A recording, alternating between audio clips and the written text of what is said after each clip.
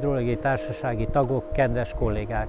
A Magyar Hidrológiai Társaság életében az évente más-más helyszínen megrendezésre kerülő országos vándorgyűlés meghatározó jelentőségű. Ez az a rendezvény, amely fórumot biztosít a vízügyi ágazat és az ehhez kapcsolódó tudományterületek művelői számára, hogy néhány napon át megbeszéljék közös dolgaikat, hol feszesebb, hol oldottabb körülmények között.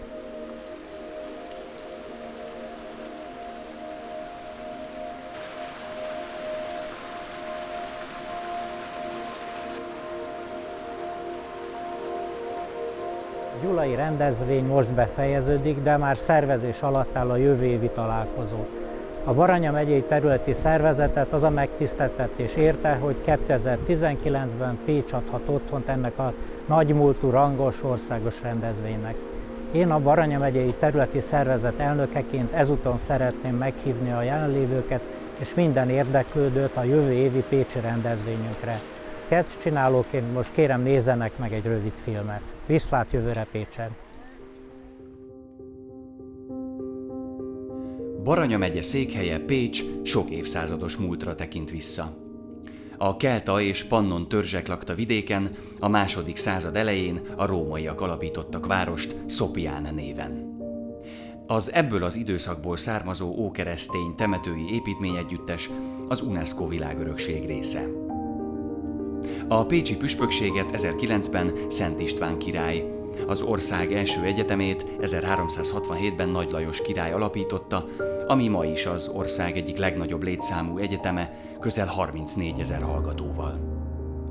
A 150 éves török hódoltság korszakából is gazdag építészeti emlékek maradtak fent. Pécs mindig sok nemzetiségű település volt, nemzetiségek hagyományai, értékei ötvöződtek története során. A sokszínű magyar, horvát és sváb kultúra ma is együtt van jelen, így nem meglepő, hogy a város 2010-ben Európa egyik kulturális fővárosa lett. Ekkor épült meg többek között a Pécsi Konferencia és Koncertközpont, a Dél-Dunántúli Regionális Könyvtár és Tudásközpont, valamint a Zsolnai Kulturális Negyed. A megyében található Villányi Siklósi borvidék, valamint az európai hírű gyógyfürdő város Harkány egyedülálló értékeket vonultatnak fel az ide látogató vendégek számára. A 2019. évi hidrológiai vándorgyűlésnek a Pécsi Tudományegyetem ad otthont. Az egyetem épületei és környezete a város kulturális életének meghatározó tényezői.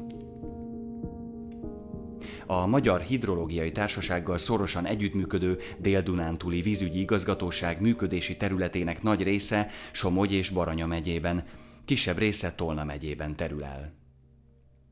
A működési terület természetes befogadói a Duna, a Dráva és a Balaton. A vízfolyás hálózat sűrűsége itt az országos átlag többszöröse. A vízügyi igazgatóság kezelésében lévő vízfolyások hossza közel 3290 km. A sűrű vízfolyás hálózat és a dombvidéki jelleg miatt a területre a tavak nagy száma jellemző. A sok szép baranyai tó közül gyöngyfüzérként emelkedik ki az Orfűi tórendszer és környezete. A 4 tóból álló szabadidő központ tavai a múlt század 60-as, 70-es éveiben épültek. A tavakat a Mecseki karszt egyik legbővízűbb forrása táplálja. A kiemelt üdülőterület legfőbb vonzereje a vízisportoknak, fürdésnek, horgászatnak is helyt adó 70 hektáros Pécsi tó, de sok látogatót vonz a szomszédos Abaligeti cseppkőbarlang is. A Dráva Európa egyik legháborítatlanabb folyója. A mintegy 720 km hosszú folyó 5 országot érint. Hazai 138 kilométeres szakasza természetközeli galériaerdőkkel szegélyezett, vízi és vízkedvelő fajokban gazdag élőhely, nemzeti parki terület. A Dél-Dunántúli Vízügyi Igazgatóság Európai Uniós támogatással valósította meg a drávai árvízvédelmi rendszer megújítását, a Cúni duzzasztóművet, mely beruházások révén árvíz idején jelentősen javult a Dráva Baranya megyei szakaszának árvízi biztonsága, csapadékszegény időszakokban pedig lehetőség van vízpótlásra a Ramsari védelem alatt álló szaporcai ódrávába. Igazgatóságunk árvízvédelmi tevékenysége nem csak a Dráva menti területekre terjed ki. Érintettek vagyunk a Duna jobb oldalán is, a déli országhatár és Dunaszegcső között. Az árvízvédelmi rendszer egyik kiemelkedő része a Mohács belterületén épült 1,5 kilométer hosszú partfal, mely mai formáját 1992-ben nyerte el. E mérnöki létesítmény esztétikai kialakítása miatt Lampl Hugo díjat kapott. Pécs város víziközmű szolgáltatója a Mecsek déli lejtőjén fakadó Tettye forrásról kapta nevét. A Tettye Forrásház Zrt. Elsődleges feladataként Pécs és 14 környékbeli település lakóit látja el kiváló minőségű ivóvízzel. A régió egyik legkorszerűbb és legnagyobb szennyvíztisztító telepét üzemeltetve elkötelezett a fenntartható környezetbarát szennyvíztisztítás mellett.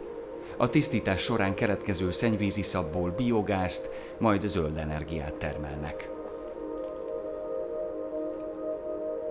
Jó napot kívánok, üdvözlök mindenkit! Baranya megye rendkívül gazdag természetes és mesterséges vizek vonatkozásában is, hiszen mi nagyon büszkék vagyunk arra, hogy Duna folyamot a miénknek tudhatjuk, hogy a Dráva folyó megyehatárunkat, illetve országhatárunkat egyaránt eléri. Nagyon fontosnak tartjuk, hogy ezeken a vizeken a környezetvédelem az egy nagyon fontos beruházásként jelenjen meg az összes most folyó uniós projekt vonatkozásában, és arra is büszkék vagyunk, hogy magyar forrásokból és uniós forrásokból magyar széken, illetve a Dráva mellett egy hatalmas beruházás indul el, úgyhogy remélem, hogy a Magyar Hidrológiai Társaság vándorgyűlése előadásokat is hallhat majd a következő évben arról, hogy ezek a nagy beruházások hogyan és mi módon tudják majd megerősíteni a környezetvédelmet, és remélem, hogy a szakma olyan tapasztalatokat tud majd ezen a konferencián magáénak tudni, amit a közemberek, az átlagemberek is a saját életük vonatkozásában majd a beruházások végén tudnak majd hasznosítani. Üdvözöljük Önöket Baranya megyében, és remélem, hogy jól fogják magukat érezni.